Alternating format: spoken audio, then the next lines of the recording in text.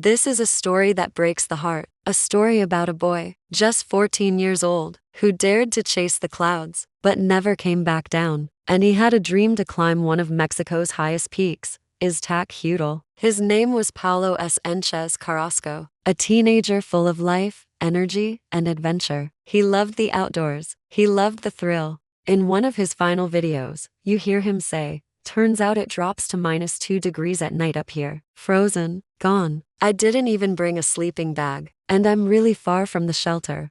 But dreams can be dangerous. When you're not ready for the climb, how could a child make such a dangerous climb alone? Why wasn't he stopped? Some pointed to social media, to the pressure to prove yourself, to look brave, to be remembered. On a cold morning, Paolo set out on his journey. No guide, no tent, not even a sleeping bag, just him and his camera. Honor him, and make sure this never happens again. It requires gear, experience, and caution. He documented everything, and it's what he recorded just before the end that still haunts the internet. A lesson in respect for the wild, for life. Up there at 17,000 feet, only one thing matters: preparation. Alone, freezing, and still hopeful. But by the time rescuers found him 3 days later, Paolo's body was lying still, 15,500 feet up the mountain. He had died from hypothermia, just 1,500 feet from the summit, so close to his dream, yet so far from safety. The news stunned everyone.